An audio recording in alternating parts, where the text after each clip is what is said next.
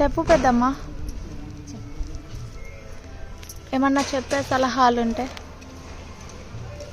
చెప్పే సలహాలంటే ఈ హైబ్రిడ్ గులాబీ మొక్కలు కాబట్టి ఏం చేయాలంటే ఫస్ట్ ఈ పువ్వులు ఇట్లా పూసినప్పుడు చేయితోటి తెంపకుండా సీజర్ తోటి కట్ చేయాలి.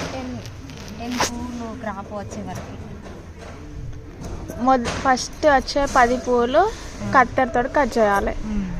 తర్వాత చేతితో తెంపచ్చు. తర్వాత 10 పువ్వులు కత్తెరతోటి కట్ చేసినాక మళ్ళీ ఇగురు వస్తుంది. ఇగురు వచ్చి మొగ్గు వచ్చినప్పుడు చేతితోటి తెంపుకోవచ్చు. ఓకే, ఇది పాయింట్.